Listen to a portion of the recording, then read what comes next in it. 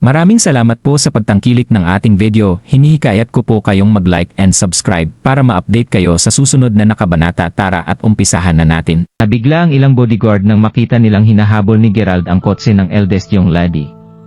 Hindi nila marinig ang sinisigaw ni Gerald. Gayunpaman, nag-aalala sila na baka mapunta sa peligro ang buhay ng eldest young lady. Kaya naman dali-dali silang sumakay sa sakyan para habulin siya. Patuloy na tumakbo si Gerald para habulin ay Kundry habang patuloy na umaandar ang sasakyan nito.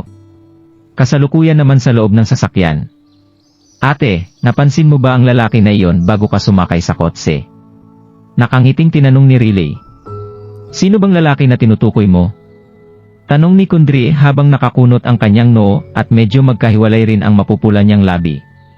"Ang tinutukoy ko ay ang binata na tinutukan ni Abner ng baril pagkatapos niyang tulungan ang mag-ama," sabi ni Riley nang tinakpan niya ang kanyang bibig habang tumatawa siya. "Siya? Hindi, bakit?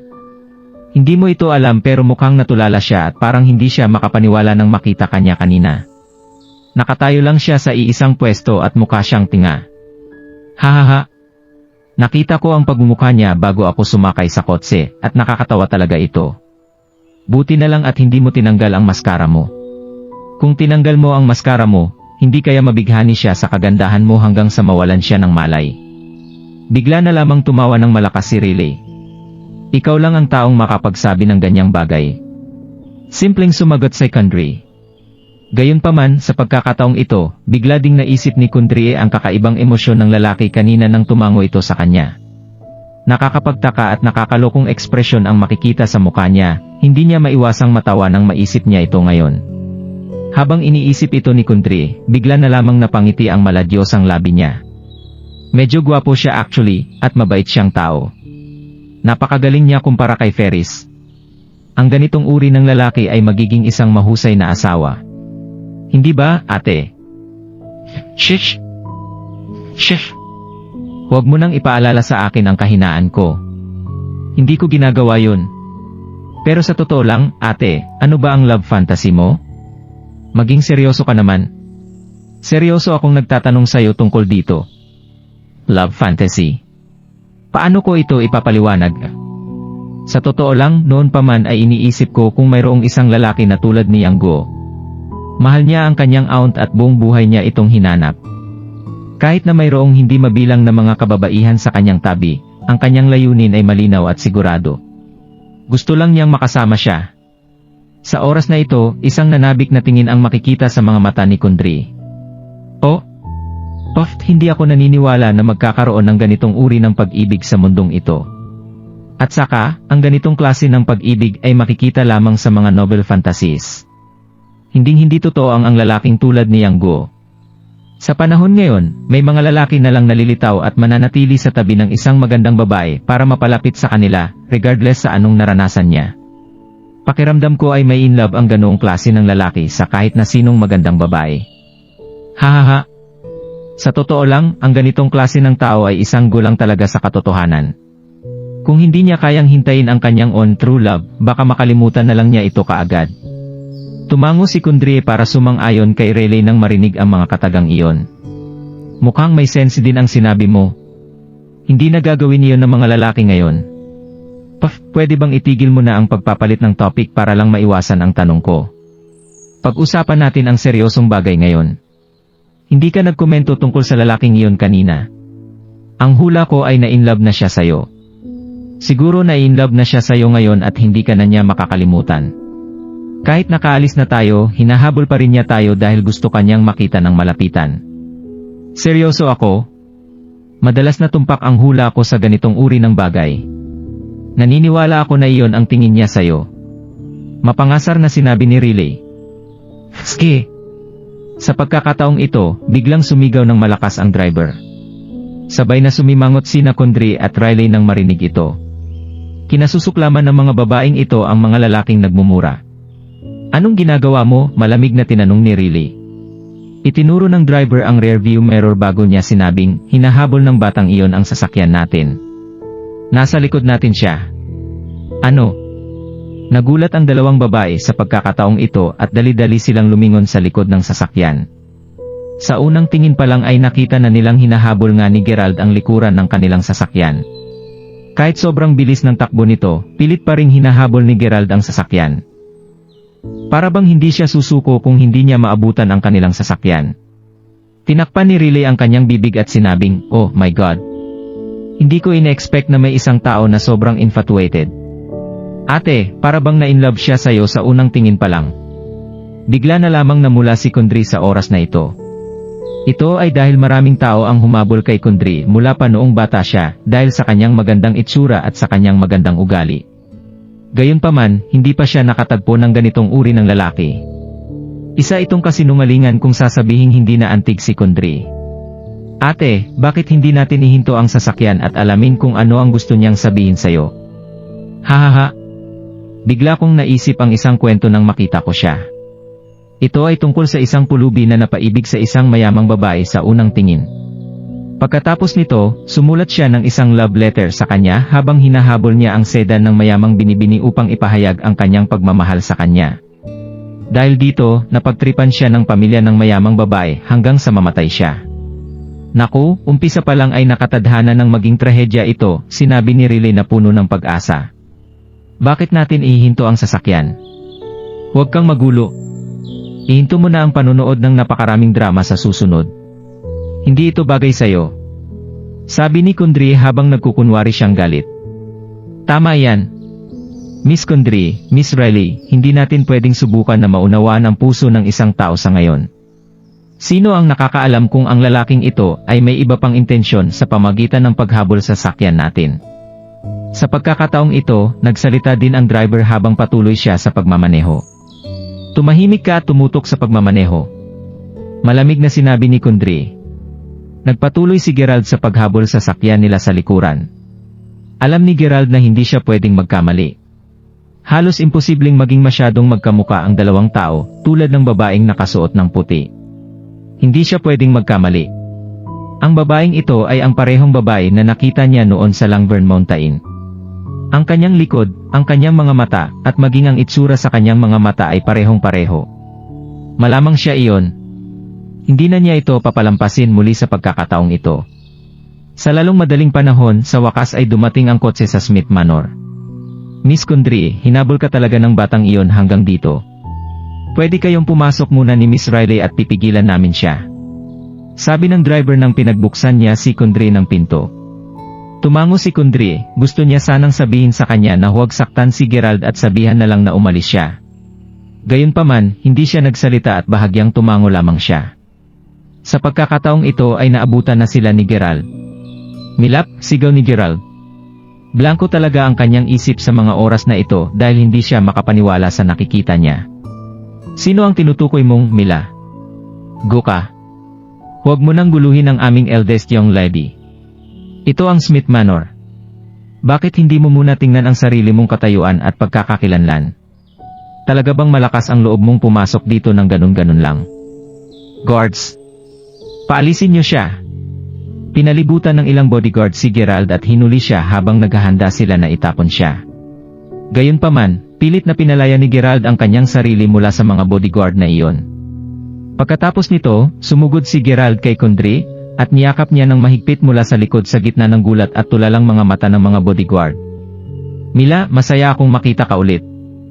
Hindi mo siguro ito alam, pero hinahanap kita kung saan-saan sa nakalipas na 2 taon."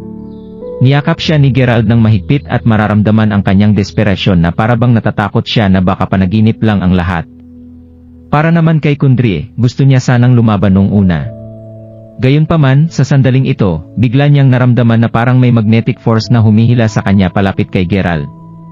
Naramdaman niya talaga na gusto niyang manatili sa mahigpit na yakap ni Gerald.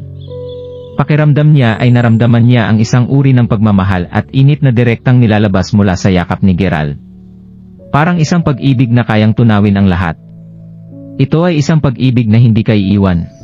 Takip na lamang ng bibig si Riley sa gulat habang nakatingin sa dramang nangyayari sa kanyang harapan.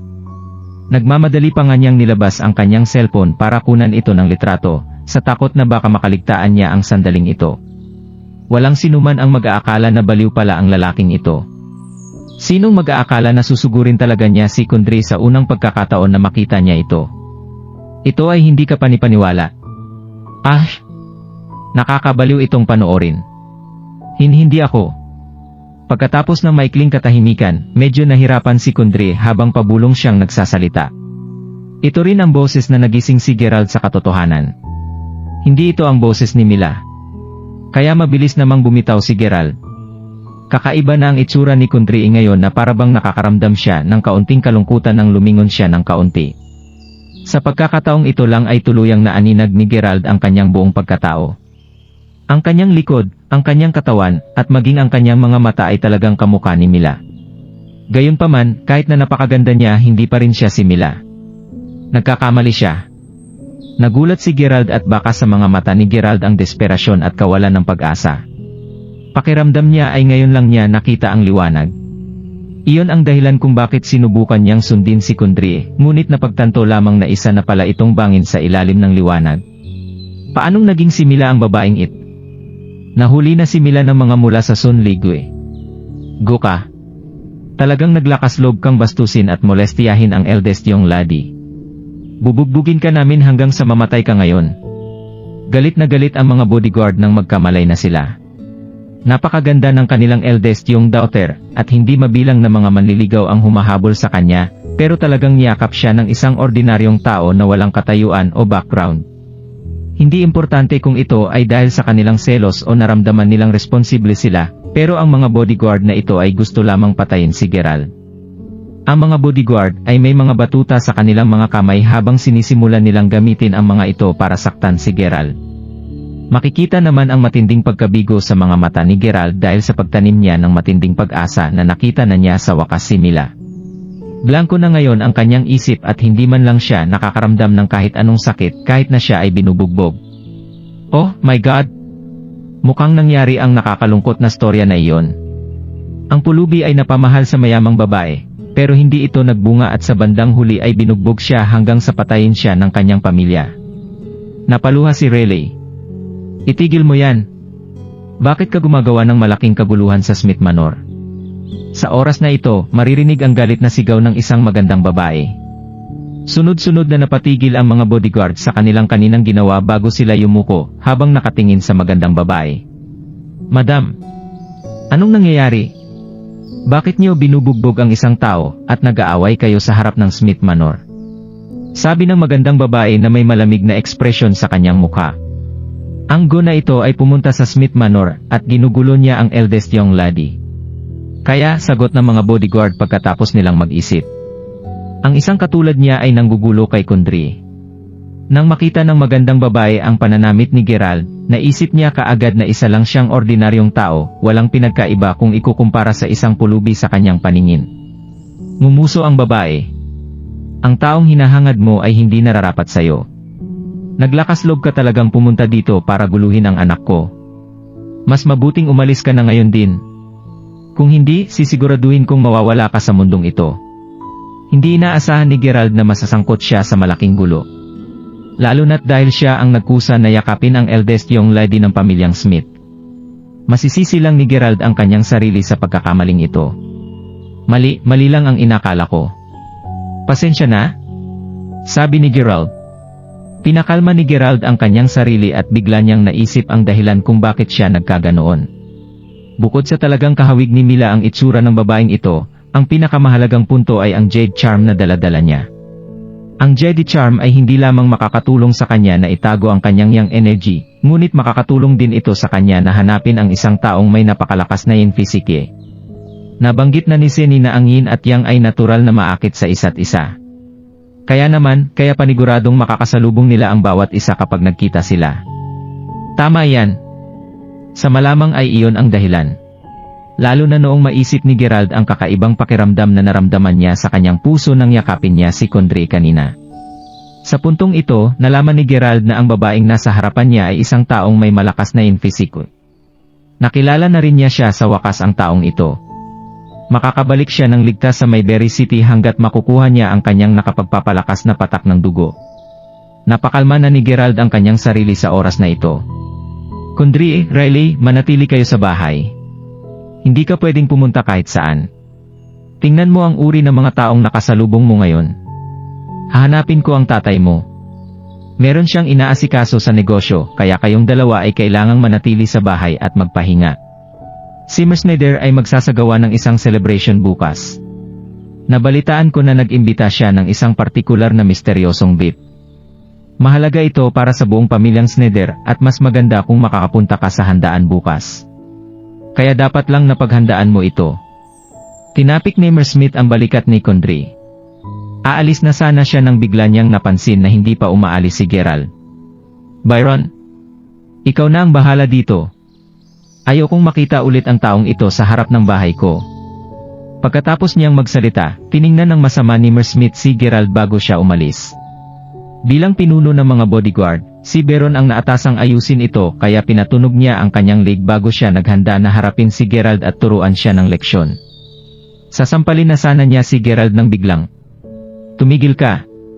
Sigaw ni Condry, "Hayaan mo siya. Hayaan mo na lang siyang umalis." Pero Miss Condry, sabi ni Madam, pakiramdam ni Byron at ng iba pa ay parang may kulang na nararamdaman nila at hindi sila kontento kung hindi nila mapapatumba si Gerald ngayon. Gayunpaman, wala silang choice kundi sumunod dahil si Condry ang may sabi nito. "Hoy! Pinapaalis ka na namin, bakit hindi ka pa umaalis?" Suway ni Byron. Inangat ni Gerald ang kanyang ulo at tiningnan si Condry bago sinabing, "Pasensya na talaga sa lahat ng nangyari dito ngayon.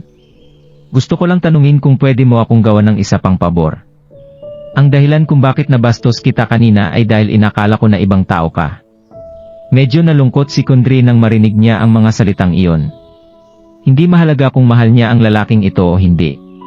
Noong una ay naisip ni Condry na ang dahilan kung bakit desperado siyang hinabol ni Gerald at tiniis ang pambubugbog ay dahil humahanga at mahal na siya ng lalaki. Gayunpaman, hindi niya inasahan na ang lahat ng ito ay dahil lamang napagkamalan niyang ibang tao si Condry. Ang mga babae ay madalas na makitid ang pag-iisip at hindi exemption dito si Condry, na parang isang diyosa. Pwede tayong magpanggap na walang nangyari dito. Umalis ka na at hanapin ang taong mahal mo. Pagkatapos niyang magsalita, tumalikod si Condry at naglakad papasok sa villa. Si Riley naman ay nagpakita ng monkey face kay Gerald bago siya pumasok sa loob.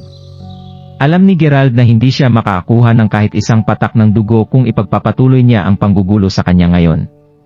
Dahil dito ay wala siyang choice kundi umalis muna bago mag-isip ng ibang paraan. Kaya naman napailing na lang si Gerald bago siya umalis. "Byron, tingnan mo yung gumbatang yan. Talagang nakakaalis na siya ng ganun-ganun lang pagkatapos niyang samantalahin ang eldest yung laddie. Napakaraming taon na nating pinaglilingkuran ang eldest yung laddie. Pero sa huli, sinamantala siya ng batang brat na iyon habang tayo ay walang natatanggap na benepisyo. Hindi ko talaga matatanggap ito." Ilang bodyguards ang nagbulungan habang nakatitig sa likuran ni Gerald. Napansin nila na parang walang epekto ang pambubugbog nila kay Gerald kanina. Pakiramdam nila ay mayroon pa silang hindi natapos na gawain sa batang iyon. Sobrang disappointed rin ako. Bakit hindi natin siya sundan at ipagpatuloy natin ang pambubugbog sa kanya? Kailangan nating ipaalam sa kanya na ang ating eldest yung laddie ay hindi niya kayang yakapin kahit kailan niya gusto. Sabi ni Byron at ng iba pa habang sinusundan si Gerald palabas kasama ang hawak nilang mga batuta. Nagpatuloy sa paglalakad si Gerald hanggang sa makarating siya sa isang park sa may masukal na kagubatan. Gusto niyang maupo para ma-enjoy niya ang sandaling katahimikan at muling pakalmahin ang kanyang puso. Si Byron at ang iba ay sumusunod sa kanya mula sa malayo. Pero bago pa man nila mabugbog si Gerald, napansin na nila na may ibang grupo ng mga lalaki ang nangunguna at dire-diretsong naglakad papunta kay Gerald na nakaupo sa bench. Ang grupong ito ng mga lalaki ay mukhang walang awa at lahat sila ay may hawak na mga machete sa kanilang mga kamay. Plano nilang tadtarin ang buong katawan ni Gerald. "Byron, hindi ba mga tauhan ni Mugros iyon? Mukhang aatake sila sa batang iyon. Anong dapat nating gawin?" Tanong ng ilan sa mga bodyguard. "Ano pa bang magagawa natin? Panoorin muna natin ang sitwasyon. Kahit pa dapat nabugbugin ang binatang ito, kahit papaano ay siya ay humakbang para iligtas ang kaninang mag-ama na nanghihingi ng tulong. Pinapatunay lang nito na mabuti ang puso ng bata. Ililigtas natin ang kanyang buhay kung kinakailangan bago natin siya bubugbugin muli. Ano sa tingin nyo? Payag kami dyan." Tumango ang lahat ng mga kalalakihan. "Sinaktan mo si Mugros pero parang wala lang ito sayo. Siyam ba ang buhay mo para magkaroon ng ganitong lakas ng loob? Sa oras na ito, pinalibutan ng 18 na kalalakihan si Gerald habang hawak-hawak nila ang mga machete. Mapanuyan na nagsasalita ang kalbong leader ng grupo. Malamang takot na siya ngayon. Siguro nalaman na niya ang tungkol sa pagkatao at reputasyon ni Migros pero huli na para magtago pa ngayon.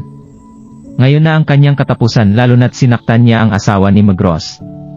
Sabi ng ilang lalaki habang nagtatawanan sila. Masaya ako na nandito kayo. Makinig kayo, ha?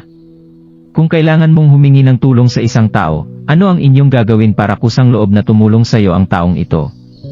Pero dahil nagkaroon ng misunderstanding sa kanya kanina, hindi mo alam kung paano sasabihin ang gusto mong sabihin. Tanong ni Gerald sa kanila nang makita ang grupo ng mga lalaki.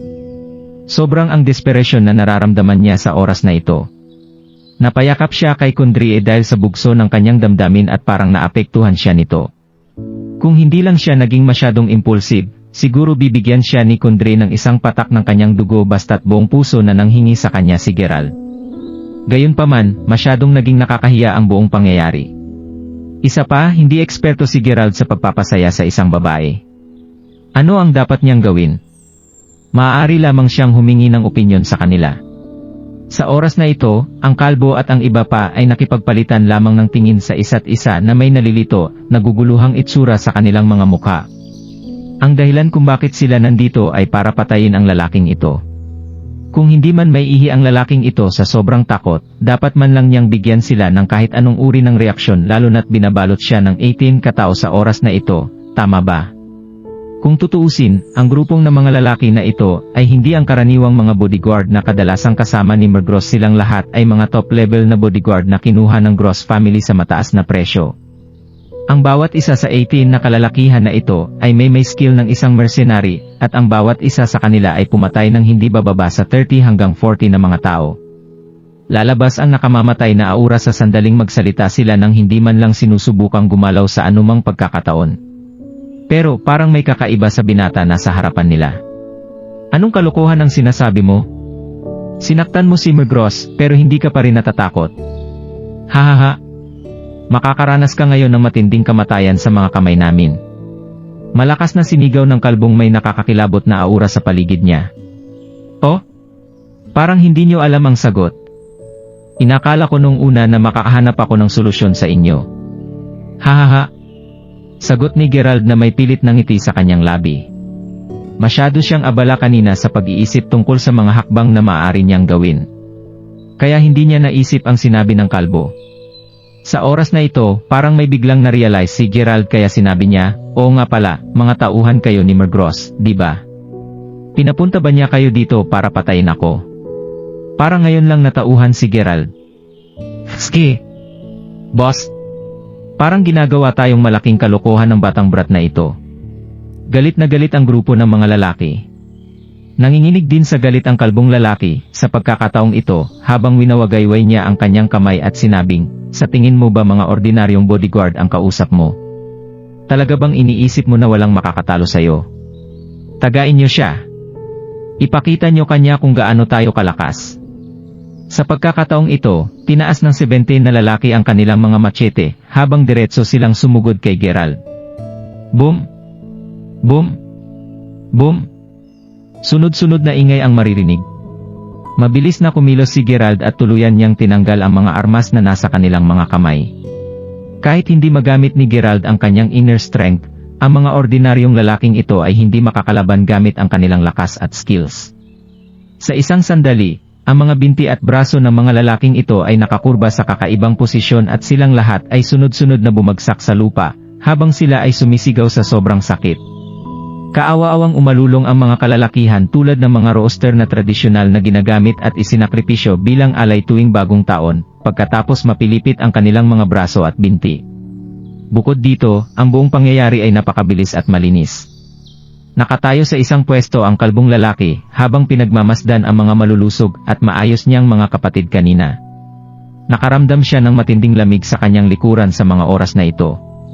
Nakakahanga. Masyado siyang malupit.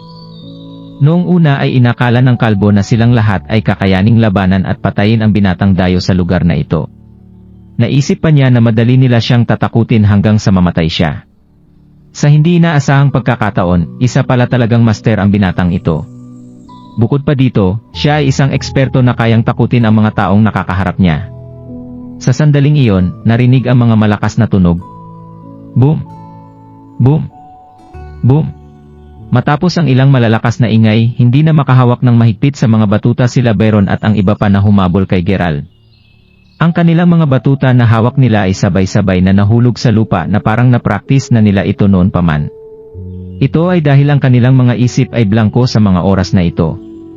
Ang bawat isa sa kanila ay may gulat at hindi makapaniwalang ekspresyon sa kanilang mga mukha. Napapikit na lamang si Byron nang mapalunok siya sa sobrang gulat. Naramdaman niya na parang naubusan ang kanyang lalamunan ngayon. Masyadong mabangis ang binatang ito. Masyado siyang mabangis. Ang ibang mga lalaki ay hindi makapaniwala habang iniisip nila ito. Pagkatapos ni Gerald sa ibang mga kalalakihan, tuluyan na niyang itinuon ang kanyang mga mata sa kalbong lalaki na basang-basa ng pawis. Hindi maiwasan ng kalbong makaramdam ng matinding takot habang nakatitig sa kanya si Gerald. Sa oras na ito, agad niyang naramdaman ang basa at mainit na sensasyon sa ibabang bahagi ng kanyang katawan. Agad na ibinagsak ng kalbong lalaki ang kanyang batuta sa lupa habang humampas ang kanyang tuhod para lumuhod at nagmakaawa, "Kapatid, huwag mo akong patayin." Tulad ng kaninang tinanong ko, paano ako hihingi ng tawad sa isang babae at paano siya magkukusang loob na tulungan ako? Sa tingin ko ay may sagot ka. Naglakad si Gerald patungo sa kalbong lalaki bago niya maingat na hinawakan ang kalbong ulo nito. Para bang si Gerald ay isang matanda na nakatingin sa isang bata sa mapagmahal na pamamaraan. Sa tingin ko, kung may pagkakataon kang gawin iyon, pwede kang maghanap ng pagkakataon na subukan siyang tulungan. Ang mga babae ay may malambot na puso. Hanggat handa kang tulungan siya, maunawaan niya ang mga intensyon mo at hindi na siya makikipaglaban sa'yo. Nagmamadaling sumagot ang kalbong lalaki pagkatapos niyang lumunok. "Oh, ganun ba?" Napaisip si Gerald habang tumatango siya. Pagkatapos nito, hinampas niya ang ulo ng kalbong lalaki bago niya sinabing, "Kung alam mo ang sagot sa tanong ko, bakit hindi mo ito sinabi ng mas maaga?" Takot na takot ang kalbo na halos lalabas na ang tae sa kanyang pantalon. Nakalimutan ko. Tulungan mo akong maghatid ng mensahe kay Magros. Ano ang sasabihin ko sa kanya? Sabihin mo sa kanya na ayusin niya ang buhay niya. Pagkatapos niyang magsalita ay tumalikod na si Gerald at tuluyan ng umalis. Nang makalagpas na siya kay Byron at sa iba pa, alam ni Gerald na ang grupong ng mga lalaking ito ay ang mga bodyguard na nagtatrabaho para sa pamilyang Smith. Kaya naman, tumango na lang siya sa mga ito. Si Byron at ang iba pa ay tumango din sa kanya bago sila gumawa ng daan para sa kanya. Kailangang kunin ni Gerald ang kanyang dugo kahit ano pa ang mangyari. Habang nakaupo si Gerald sa park, napatingin siya sa isa pang jade charm. Kahit nanilibot at sinura niya ang buong Lugaw City nitong mga nakaraang araw, wala siyang naramdaman na nag-ugnay sa kanya sa circumcise. Pinatunayan nito na wala sa Lugaw City ang circumcise. Sa malamang ay matatagpuan ito sa Mayberry City. Ilang araw na lang ang natitira bago ang kalagitnaan ng buwan. Dahil dito ay kailangan ni Gerald na kumilos ng mabilis hanggat maaari. Habang iniisip niya ito, dumating muli si Gerald sa pasukan ng Smith Manor. Gusto niyang makita muli si Kundry. "Ate, anong ginagawa mo? Bakit parang lagi kang naliligaw?" Naghanda si Riley ng isang tasa ng kape para sa kanyang kapatid. Sa oras na ito, nakita niya si Kundry na nakahawak sa kanyang mga pisngi at makikita ang pagkabigla sa kanyang mukha. "Hahaha. Huwag mong sabihin sa akin na iniisip mo ang pulubing iyon, hindi, yung binatang iyon." Sabi ni Riley habang tumatawa. Huminga ng malalim si Kundry, ngunit hindi siya tumanggi. Sa halip, sinabi niya, "Nararamdaman mo ba na ang binatang iyon ay parang may kakaibang vibe? Mukhang matagal na niyang hinahanap ang babaeng iyon. At saka, paniguradong kamukha ko ang babaeng hinahanap niya. Iyon ang dahilan kung bakit tuwang-tuwa siya nang makita niya ako, hanggang sa punto na tuluyan na siyang nawalan ng kontrol sa sarili. Parang nakalimutan na niya ang lahat dahil lang sa babaeng iyon, si Mila ang pangalan niya. Akala niya ako ang Mila na hinahanap niya. Ano naman kung ganun? Akala ko nung una ay nahulog na siya sa'yo dahil sa kagandahan mo. Nangyari ang lahat ng ito dahil lang sa akala niya ay ibang tao ka. Madali na nating napaalis ang pulubi na iyon noong sinabihan natin ang mga bodyguards na huwag siyang patayin sa pagbubugbog pagkatapos niyang samantalahin ka. Palaging tinatrato ni Riley si Gerald bilang bida sa isang kwento kung saan nahulog ang loob ng pulubi sa mayamang babae. Iyon ang dahilan kung bakit binigyan niya ito ng palayaw. Hindi iyon, matagal ko nang iniisip kung may lalaki ba sa mundong ito na kayang mahalin ang isang babae ng buong puso sa buong buhay niya, hanggang umabot ang punto na kaya niyang isakripisyo ang kanyang buhay para sa kanya. Pareho tayong doubtful tungkol dito. Hindi ako naniniwala na may isang lalaki na ganun kat nga.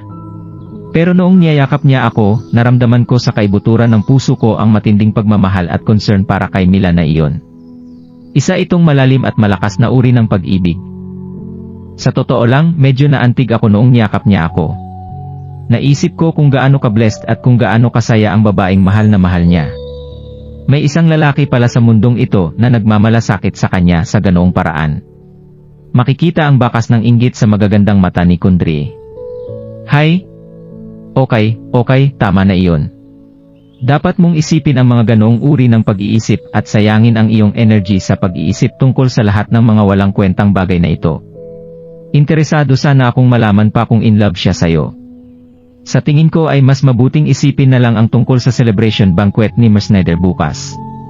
Nabalitaan ko na maraming malalaking figure mula sa Lugao City at Southern Region ang sasali sa selebrasyon na ito. Ito ay lalo na dahil nag-imbita siya ng isang partikular na misteryosong beat, sabi ni Riley. Pwede kang pumunta kung gusto mo, pero hindi ako pupunta. Tanggi ni Kundry. Hindi ka pupunta. Pero inimbitahan ka ni Mr. Snyder na dumalo sa celebration. At saka, matagal ka nang hinahabol ni Mr. Snyder. Narinig ko ang ilan sa mga kaibigan ni Mr. Snyder na nagsasabi na talagang balak niyang ipahayag at ipagtapat muli ang kanyang pagmamahal sa iyo bukas. Alam ko ang intensyon niya at iyon ang dahilan kung bakit hindi ako dadalo. Sinabi ko na sa kanya na may boyfriend na ako, pero ayaw pa rin niyang sumuko. Wala akong nararamdaman para sa kanya at alam ko rin ang dahilan kung bakit niya ako hinahabol. Ang instinct ng isang babae ay kadalasang tumpak, at mukhang minamaliit niya ang mga babae. Sabi ni Kundry habang umiling. Pero kahit sabihin mo na may boyfriend ka na, hindi siya maniniwala maliban na lang kung mapapatunayan mo ito sa kanya. Kailangan mong isama ang iyong boyfriend para maipakita mo siya sa harap ni Mr. Snyder bago kanya paniwalaan. Iyon lang ang paraan para sumuko siya. Hindi magandang solusyon kung patuloy mo itong isasantabi lang. Naiintindihan ko ang gusto mong iparating pero saan ako maghahanap ng taong gaganap bilang boyfriend ko? Hindi ako basta-bastang makakahanap ng kahit sinong random na lalaki, hindi ba? Sagot ni Kundry habang walang magawang umiling. Napabuntong hininga din si Riley nang makaramdam siya ng kaunting panlulumo. Naglakad siya patungo sa bintana habang nakatingin sa labas nito, naramdaman niya na unti-unti siyang kinakain ng kalungkutan. Gusto din niyang ibahagi ang pasanin at alalahanin ng kanyang kapatid para sa kanya. Sa pagkakataong ito, biglang lumaki ang mga mata niya. Pagkatapos nito, tuwang-tuwa niyang sinabi, "Hahaha. Ate, nakahanap na ako ng solusyon. Mukhang alam ko na kung sino ang perpektong kandidato para sa'yo." Anong kandidato ang sinasabi mo? Bilisan mo at tingnan mo. Nakatayo na naman ang pulubi na iyon sa harap ng entrance ng bahay. Mukhang kusa siyang pumunta dito. Lumapit si Kundry sa bintana at nakita niyang totoo nga ang sinasabi ng kanyang kapatid. Bakit nandito na naman siya? Naiintindihan ko ang pinaparating mo, pero meron na siyang isang tao na mahal niya. Kaya bakit ko gagamitin ang emosyon niya? Hindi ko pwedeng hilingin na lang sa kanya na magpanggap na boyfriend ko. Sagot ni Kundry habang umiling. Puffed. Hindi siya karapat-dapat o kwalipikado para magpanggap na maging boyfriend ng kapatid ko. Anyway, ipaubaya mo na lang sa akin ang bagay na ito. Magkakasama tayong makakadalo sa celebration bukas. Masisiguro ko sa iyo na hindi makakamit ni Mr. Snyder ang kanyang pinaplano. Hindi siya magtatagumpay at mabibigyan mo rin ang ating mga magulang ng malinaw na paliwanag sa bagay na ito. Tumango na lang si Kundry na may pagdududa habang nakatitig sa kanyang kapatid na medyo kakaiba ang kinikilos. Nagmamadaling tumakbo pababa si Riley sa ganitong oras. Pulubi! Sigaw ni Riley kay Gerald. Tumingin si Gerald sa kanya habang nagtatanong, tinatawag mo ba ako? Sino pa ba ang tatawagin ko kung hindi ikaw? Hoy! Anong ginagawa mo sa harap ng bahay namin? Sasamantalahin mo ba ulit ang kapatid ko? Sabi ni Riley. Hindi. Pumunta lang ako dito dahil gusto kong makita si Miss Smith para huming ulit ng tawad sa kanya. Nagmamadaling sinabi ni Gerald. Humph! Hindi mo na kailangan pang humingi ng tawad sa kanya. Pero kung talagang masama ang loob mo sa nangyari kanina, kailangan kong gawan mo ng pabor ang kapatid ko bukas. Bay sa accent mo, parang galing ka sa Southern Region. Oo? Taga Mayberry City ako. Anong pabor ang magagawa ko para sa kanya? Sagot ni Gerald. Ano? Taga Mayberry City ka? Perfect. Ikaw ang perpektong kandidato para dito. Napatalon si Riley sa sobrang excitement na nararamdaman niya. Pagkatapos nito ay pinakalma ni Riley ang kanyang sarili at muling nanumbalik ang kanyang katinuan bago niya sinabing ito ang kailangan mong gawin. Ang pamilyang Snyder ay magsasagawa ng isang celebration banquet bukas. Gusto kong padalhan mo ang aking kapatid invitation letter sa publiko at mayroon lamang isang pangungusap na kailangan mong sabihin. Importante pa na kailangan mong tiyakin na alam ito ng lahat ng tao na nasa celebration. Lalo na ito para sa host na si Miss Snyder. Well, papayag ka bang gawin ang pabor na ito sa kapatid ko? Kung handa kang tulungan siya, paniguradong pasasalamatan ka ng kapatid ko at patatawarin ka niya sa lahat ng nangyari, sabi ni Riley. Noong una ay pinaplano ni Gerald na humingi ng tawad kay Kundry at iniisip niya kung ano ang posibleng gawin nito para sa kanya. Naisipan pa niyang bigyan siya ng daan-daang milyong dolyar. Kung tutuusin, napakaliit na bagay lang iyon sa kanya. Natakot si Gerald na baka lalo magalit si Kundry kung gagamit siya ng pera para humingi ng tawad sa kanya. Mas malaki ang loss niya kaysa sa gain sa sitwasyon na ito. Makukuha niya lamang ang kapatawaran ni Kundry sa pamagitan ng simpleng pabor sa kanya, kaya bakit naman tatanggi si Gerald na gawin iyon? Walang problema. Saige, pumunta ka sa bahay namin bukas ng madaling araw bago tayo pumunta sa banquet. Ihahanda at ibibigay ko sa iyo ang invitation letter kapag nakarating ka na. Pagkatapos nito, ang kailangan mo lang gawin ay gawin ang plano namin. Ang pamilyang Snyder ay isang sikat at influential na pamilya sa Lugao City at maging sa buong Southern Region. Mayroong dalawang nangunguna at influential na pamilya sa Lugao City, at ang pinakamalaki sa dalawang pamilya na iyon ay ang pamilyang Snyder. Ayon sa mga sinasabi ng lokal, ang pamilyang Snyder ay konektado sa Dragon Vein at meron silang mga koneksyon sa buong bansa. Bagamat malakas ang pamilyang Smith, sila ay mababa pa rin sila ng 1 grado kumpara sa pamilya Snyder. Ang pamilyang Snyder ay tinuturing na pinuno sa buong Lugao City, at lahat ng tao ay kailangang magbigay ng respeto sa kanila. Ang lahat ng mga mula sa Lugao City ay tumutulong para sa pinakamahalagang araw. Ito ay dahil opisyal na nagsisimula na ang banquet na 1 taon na pinaghandaan ng Snyder family. Maraming mga mamahaling sasakyan ang nagtipon-tipon sa mga lansangan ng Lugao City mula pa noong madaling araw. Dumating din sa Lugao City ang maraming sikat at mayamang negosyante mula sa iba't ibang panig ng bansa. Gusto lamang ng lahat na lumahok sa masayang pangyayari na ito. Ang banquet ay gaganapin sa Lugao International Hotel, isang hotel na may pinakamataas na pamantayan sa buong Lugao City. Punong-puno ng maraming luxury car ang underground parking lot ng hotel. May makikitang mahabang red carpet din sa entrance ng hotel. Lahat ng mga dumaraan ay sobrang naiinggit sa pangyayari. Kayang ibigay ng simuman sa kanila ang kanilang buhay para lang magkaroon sila ng pagkakataon na makalakad sa red carpet na ito. Bilang isa sa mga kilala at pinaka-influential na pamilya sa Lugao City, natural lang nalalahok ang buong pamilyang Smith sa kaganapan. Si Mer Smith ay nakasuot ng mas kakit-akit na pananamit ngayon habang naglalakad siya sa harap ng kanyang 2 magagandang anak na babae. Masyadong mayabang at mataas ang kanyang itsura sa mga oras na ito. Ito ay dahil nakatanggap na siya na balita na bukod sa partikular na misteryosong bisita, may isa pang malaking pangyayari ang magaganap sa banquet ngayon. Si Mer Snyder ay magpopropose sa publiko sa kanyang anak na si Kundry. Ang balitang ito ay hindi maaaring isang malaking pagkakamali. Sa sandaling magsanib puwersa ang 2 malaking pamilya sa pamamaraan ng marriage, panigurado na ito na ang pinakahihintay na sandali para sa kanilang mga pamilya. Maraming mula sa ibang mga pamilya ang nakarinig tungkol sa balita na ito.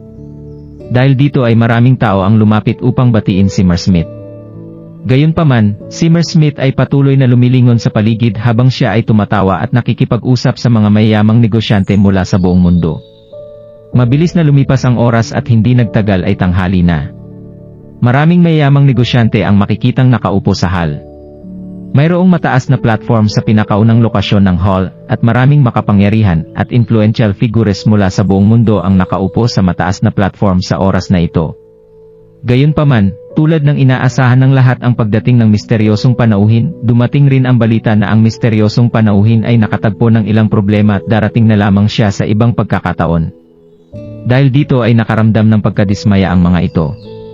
Para lang mabawasan ang pagkabigo ng lahat, nagpasya ang pinakamatandang Young Master ng pamilyang Schneider na gumamit ng ibang paraan para pakalmahin ang lahat. Sa oras na ito, hindi niya maiwasang suriin ang lugar kung saan nakaupo ang pamilyang Smith. Si Mer Smith ay napuno ng pananabik.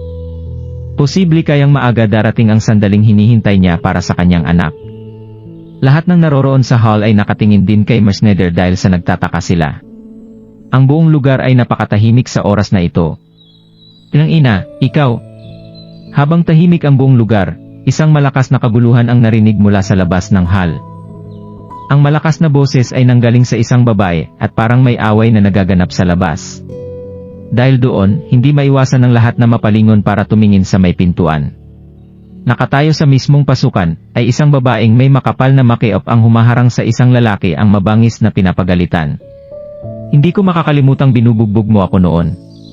Sa tingin mo ba, hahayaan ko na lang na mawala na lang bigla ang insidenteng iyon?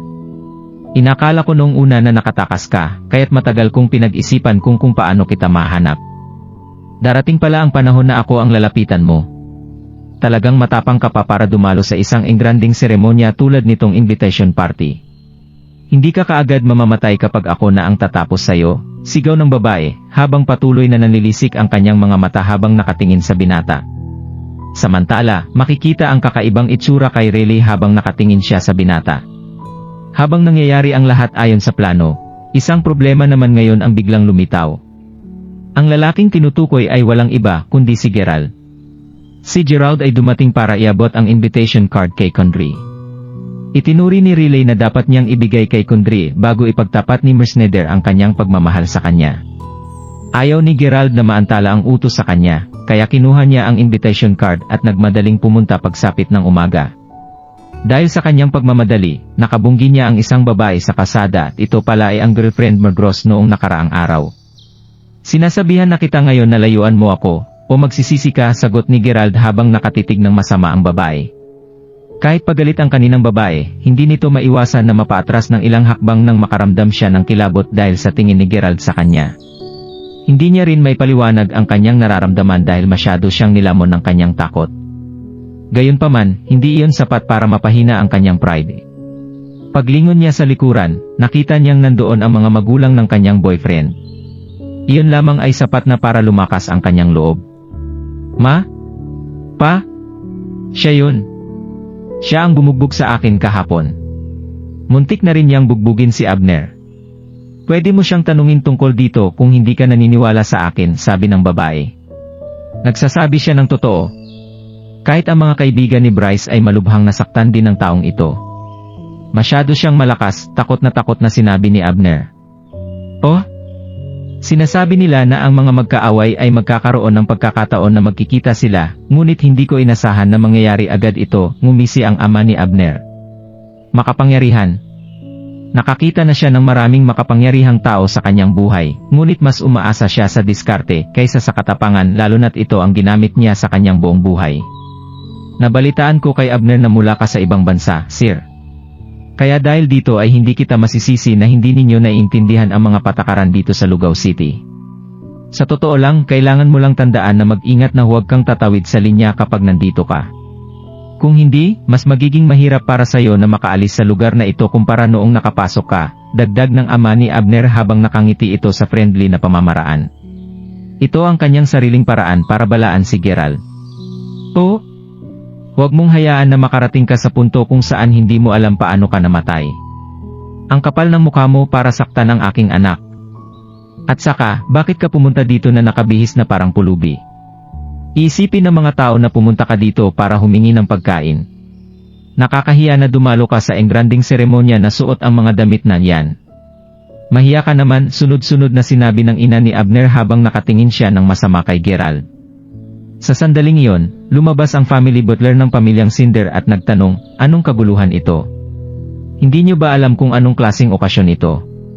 Bakit kayo nanggugulo dito? Naisip ng butler sa kanyang sarili habang makikita naman ang pangit na ekspresyon sa kanyang mukha. Mukhang may sasabihin pa sana ang ina ni Abner, ngunit pinigilan siya ng kanyang asawa sa tamang oras. Oh, ikaw pala yan, Albert. Kontrolado na ang sitwasyon. May nakasalubong lang kaming kaibigan dito at nangangamusta lang kami sa kanya. Sorry talaga, sagot ng ama ni Abner. Hindi naniniwala si Albert sa kanyang paliwanag. Kailan pa nagkaroon ng sigawan ang pangangamusta sa isang kaibigan? Sa kabila ng halatang kasinungalingan, nagpasya si Albert na huwag masyadong magsalita tungkol dito. Kahit papaano ay isa pa rin sa mga big shot ng Lugaw City Section Gross. Ano man ang mga isyu na mayroon ka, sana tandaan mo na ang prestiyo ng pamilyang Snyder ang pinakamahalagang bagay ngayon. Sigurado ako na alam mo rin ang intensyon ng eldest at young master sa likod ng pag-host ng seremonyang ito. Kaya pakilutas ang iyong mga isyu pagkatapos na lang ng araw na ito. Sasabihin ko na ngayon na ang sinumang maglakas loob na sirain ang pagdiriwang ng pamilyang Snyder, ay may kaharapin na parusa para sa bawat isa, malamig na sinabi ni Albert. Oh? Ikaw? Meron ka bang dala na invitation card? Maririnig ang bahid ng pang-alipusta sa tono ng pananalita ni Albert habang nagtatanong habang nakatingin siya kay Gerald. Makabuluhan ang pang-alipusta ng butler at ng iba pang matataas na tao sa seremonya, dahil si Gerald ay bukod tangi sa oras na ito dahil sa kanyang pananamit. Wala. Pero mula ako sa Mayberry, at pumunta ako dito ngayon para makita ang young lady ng pamilyang Smith at bigyan siya ng isang invitation card. Isang invitation card? Kanino ito galing? Pasensya na pero hindi ko masasabi sa iyo ang mga detalye, sagot ni Gerald. Sinasabi lang ito ni Gerald dahil ito ang itinuro sa kanya ni Riley. Gayunpaman, talagang hindi alam ni Gerald kung sino ang may-ari ng invitation card. Ginagawa niya lamang ito para makuha ang pabor ni Kundry, kaya hindi siya interesado na alamin ang pagkakakilanlan nito. Sa sandaling iyon, tumakbo palabas si Riley bago niya sinabing, papasukin mo siya, Albert. Sinabi niya na tiga Mayberry, kaya dapat nandito siya sa isang misyon. Kasama rin sa plano ang pagyaya ni Riley kay Gerald sa lugar. Oh? Well, pwede ka nang makapasok dahil kaibigan ka naman ng pamilyang Smith. Papasukin mo siya, utos ni Albert. Pinakita niya ang kanyang paggalang dahil sa relasyon ni Kundry at ng young master. Pagkatapos nito, lumapit si Riley kay Gerald at mapangasar na nilabas ang dila niya bago niya ito hinila papasok. Hindi nagtagal, dahan-dahang bumalik ang original na pakiramdam sa paligid. Gayunpaman, napatingin ng masama si Abner kay Gerald bago siya bumulong, hahayaan lang ba natin talaga siya? Hindi ko kayang palampasin ito. Huwag kang maging impatient. Huwag kang mag-alala, may tinawagan ako at naghanda ng ilang simpleng plano. Ngayong nakapasok na siya sa lugar na ito, sisiguraduhin kong hindi na siya makakalabas ng buhay sa hal na ito, sagot ni Xion, habang baka sa kanyang mga mata ang kalupitan. Nang marinig iyon, nagpalitan ng tingin si Abner at ang babae, bago sila muling tumingin kay Xion nang may paghanga sa kanilang mga mata. Kung tutuusin, alam ng dalawa na siya ay isang madiskarteng tao. Totoo sa sinabi ni Abner, nang huminga ng malalim si Snyder para simulan ang event, nagambala siya ng isang grupo ng mahigit 20 katao na sumugod sa hall mula sa labas habang sumisigaw sila ng, papasukin niyo kami. Kailangan naming hulihin ang magnanakaw na iyon. Ang grupo na ito ay binubuo ng mga tindero at tindera, ngunit lahat sila ay may galit na mga ekspresyon sa kanilang mga mukha. Anong ginagawa niyo dito? Sigaw ng mga bodyguard na pilit pa ring tinataboy ang grupo matapos silang mabigo na harangan ang kanilang pagpasok. Ano bang pinagkakaabalahan mo? Sabi ni Snyder habang nag-aalab sa galit ang kanyang itsura. Nagagalit siya dahil nangyayari ito habang ang ilang mga internasyonal na big shot ay naroroon. Gusto naming makita si Snyder. Gusto naming humingi ng hustisya sa kanya, sigaw ng mga nagtitinda habang sinusubukan nilang tumalon sa loob. Nang marinig iyon, sumenyas si Snyder sa kanyang mga tauhan na papasukin sila bago niya pinasok ang isang kamay sa kanyang bulsa at nagtanong, hustisya. Anong uri ng hustisya ang hinahanap mo? Ano ang dahilan sa kaguluhang ito? Snyder, ginagawa lang namin ang aming mga negosyo gaya ng dati nang biglang dumaan ang taong ito at ninakaw ang aming mga gamit. Kung hindi pa sapat iyon, sinaktan ang ilang estudyante mula sa kindergarten. Nalaman namin na nagtago siya dito, kaya gusto naming itanong kung bakit mo pinapasok dito ang magnanakaw. Mersneder, sagot ng isa sa mga nagtitinda habang ang iba naman ay galit na nakaturo kay Gerald. Marami sa mga big shot ay nagpapalitan ng tingin sa isa't isa matapos marinig ang lahat ng iyon. May magnanakaw talaga na nakapasok sa lugar na ito. Ano ba ang ginagawa ng pamilyang Schneider? Oo nga. At saka, nanakit pa siya ng isang bata sa kindergarten. Napaka-brutal at hindi makatao naman ang taong iyon. Binalot ng mainit na talakayan tungkol sa sitwasyon ang buong lugar habang ang mga tao ay unti-unting nagalit sa sandaling ito. Hindi na pinagdududahan kung totoo ang kanilang sinasabi. Kung tutuusin, mahigit 20 katao ang pumunta sa lugar na ito para lamang hulihin ang isang tao. Silang lahat ay desididong alamin kung ano ang gagawin ni Mersneder sa problemang ito, lalo na't taglay na kilala siya sa kanyang masamang ugali. Alam niya na ang susunod na mangyayari ay hahatulan ng iba ang kanyang moralidad, kaya alam na alam ni Mersneder na kailangan niyang ipakita ang kanyang pinakamahusay na pag-ugali. Dahil doon, tiningnan niya ng masama si Gerald bago niya sinabing, talagang pumunta ka sa celebration ng pamilya ko para magtago pagkatapos mong gawin ang napakaraming kasalanan. Mukhang handa ka na talagang mamatay. Hindi siya ang may gawa nito, sabi ni Riley nang mapansin niyang naging masyadong mainit na ang sitwasyon. Unti-unting nanaig ang galit ni Mersneder matapos marinig ang maraming mga hinaing ng mga tao laban kay Gerald. Kasalukuyan namang sinusuri ni Gerald ang mga taong pinagbibintangan siya. Ang kanilang mga pananamit ay ordinaryo, ngunit masyadong matapang ang mga taong ito para maging mga simpleng vendors. Ang mga ito ay may kasanayan sa martial arts. Mabilis na naintindihan ni Gerald ang buong sitwasyon, matapos makitang nakatayo sa isang gilid ang mag-ama na mula sa Gross family. Gayunpaman, pinili ni Gerald na huwag ipagtanggol ang kanyang sarili. Alam ni Gerald na ang mga batang nasugatan ay nasa ilalim ng pangangalaga ng pamilyang Gross lalo na't buong tapang nilang pinaratangan si Gerald ng krimen na ito. Napakabilis nilang siniraan siya, kaya nalaman ni Gerald na hindi nagdadalawang isip ang mag-ama na gamitin ang karumaldumal na taktika. Nagawa nilang manipulahin ang pamilyang Schneider para tanggalin siya sa lugar na ito para sa kanila ang nagpatunay ng kanilang punto. Ikaw, kaladkarin niyo siya paalis dito at siguraduhin mong baliin ang mga paa niya. Malamig na inutos ni Mersneder. Makalipas ang ilang segundo, lumapit ang mahigit 10 bodyguard ng pamilyang Schneider at naghahanda na silang harapin si Gerald. Gayunpaman, mabilis na sumagot si Riley, sandali lang. Baka nagkaroon ng misunderstanding dito. Hindi niya gagawin ang bagay na yan. Sigurado si Riley tungkol dito dahil nakita nila ni Kundrie ang kabayanihan ni Gerald kahapon noong sinubukan niyang kunin ang hustisya para sa mag-ama. Dahil doon, sinasabi nila na hindi siya isang magnanakaw at hindi niya kayang manakit ng mga bata. Karagdagan pa dito ang katotohanan na sinasabi ni Riley at Gerald ang kanilang lokasyon sa isa't isa mula noong nakaraang araw. Sa pagkakaalam niya, madalas na nakaupo si Gerald sa isang Domino's restaurant na hindi kalayuan sa malaking hotel. Kaya paano magiging makakatotohanan ang kanilang mga sinasabi? Sigurado si Riley na nagkakamali ang mga nagtitinda na ito. Mukhang sigurado ka dyan, Miss Smith. Paano mo nasabi yan? Tanong ni Xion habang nakatingin sa kanya. Oo nga, Riley. Kung hindi ka sigurado sa mga sinasabi mo, mas mabuting huwag mo na lang sabihin ang kalokohan mo dito, dagdag ni Schneider nang mapalingon siya sa dalaga.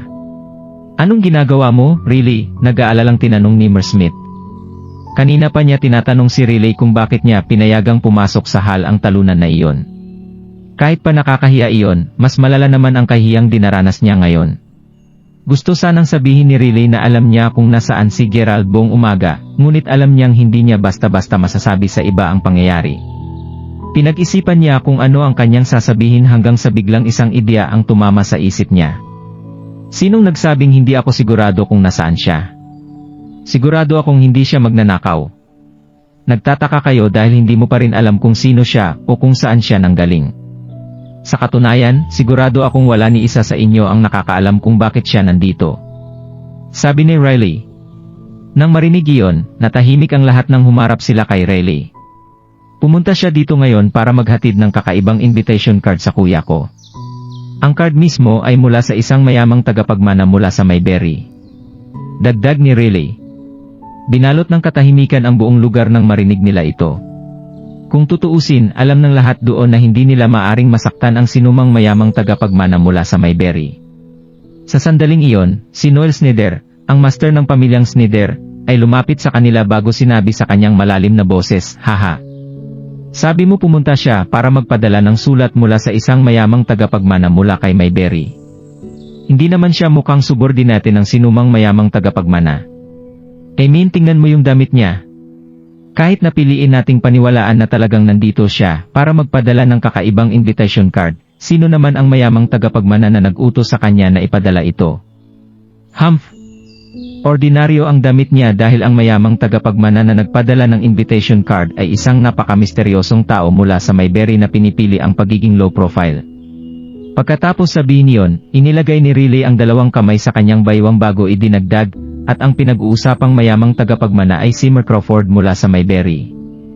Agad na nagkagulo ang mga tao matapos itong sabihin ni Riley. Maging ang mga international big shots na nakatayo sa ibabaw ng mataas na platform ay biglang napatitig kay Riley dahil hindi sila makapaniwala dito.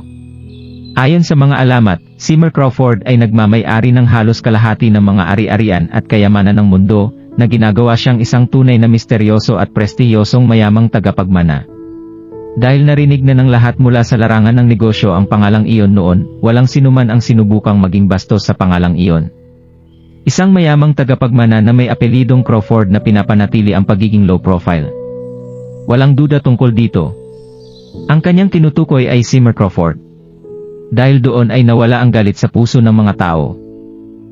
Bumilis ang tibok ng puso ni Condry nang magulat siya sa sinabi ni Riley. Alam niya na ginagawa lang ni Riley ang lahat ng ito sa kanyang pagtatangka na pigilan si Seymour Snyder sa panliligaw niya. Umaasa silang dalawa na si Seymour Snyder ay aatras matapos mapagtanto na ang kanyang kalaban ay mas malakas pa kaysa sa kanya. Gayunpaman, hindi inasahan ni Condry na magiging masyadong exaggerated ang plano ni Riley. Talagang nabanggit niya si Seymour Crawford mula sa Mayberry. Samantala, Siksyon at ang mga mula sa kanyang pamilya ay nanatiling tahimik, wala silang lakas ng loob na magsalita habang nanginginig ang kanilang mga paa dahil patuloy silang nakatulala. Kung tutuusin, alam ng pamilya na ang mga tauhan ni Seymour Crawford ay napakahusay sa martial arts. Ayon sa sinabi ni Abner na si Gerald ay napakalakas, nangangahulugan iyon na malaki ang posibilidad na siya talaga ang tauhan ni Seymour Crawford.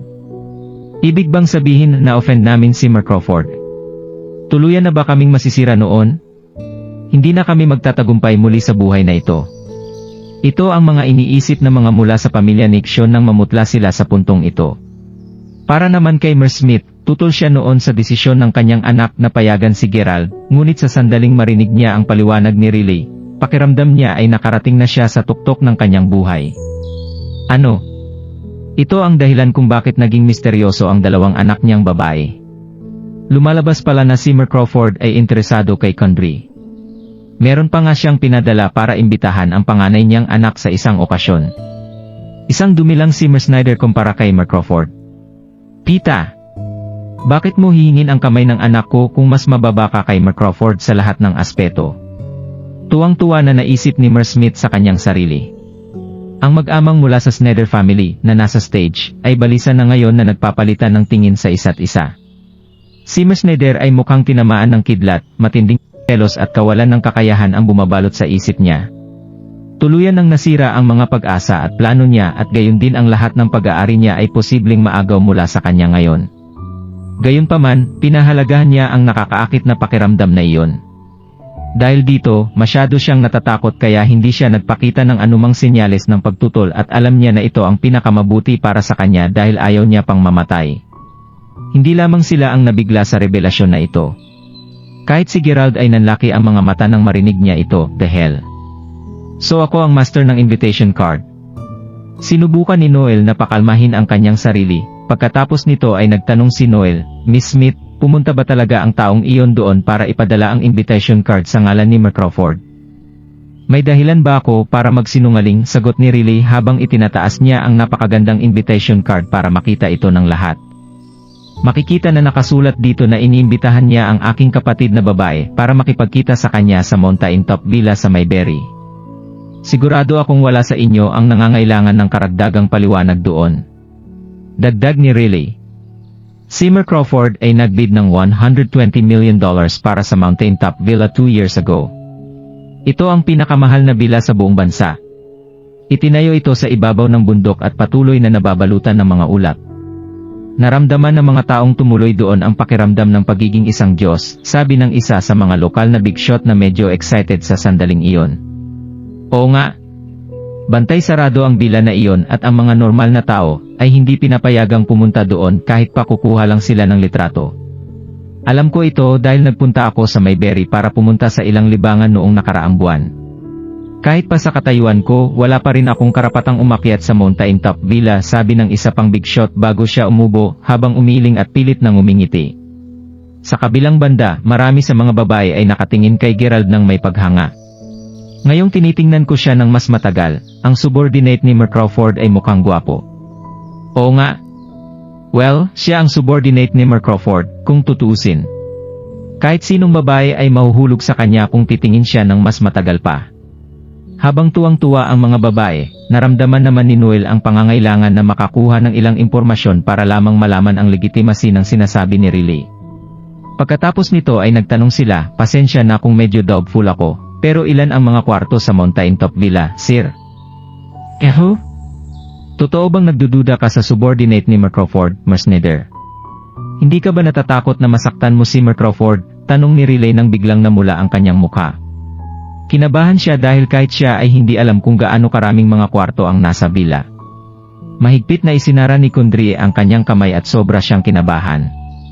Magiging malaking kahihiyan para kay Kundry kung nalaman nila ang kasinungalingan ni Riley. Napuno siya ng pagkabalisa na nagsimulang tumulo ang pawis sa noo ni Kundry habang iniisip niya, nasabi ko na sayo kung gaano katalino si Noel.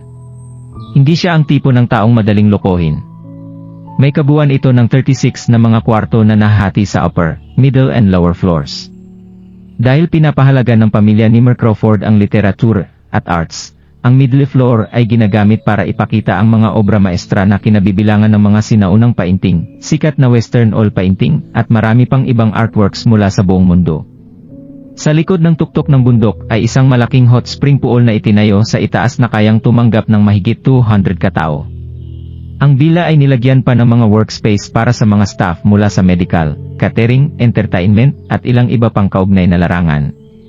Mayroong isang helipad para sa mga helicopter. Kahit na nag-aalala si Kundry kanina, hindi man lang nag-atubili si Gerald na ipaliwanag ang lahat ng dapat malaman tungkol sa villa. Sa katunayan, sinabi niya ito sa paraan kung saan sinasabi niya na medyo pamilyar siya rito. Hindi makapaniwala si Riley at Kundry nang marinig nila ang paliwanag ni Gerald.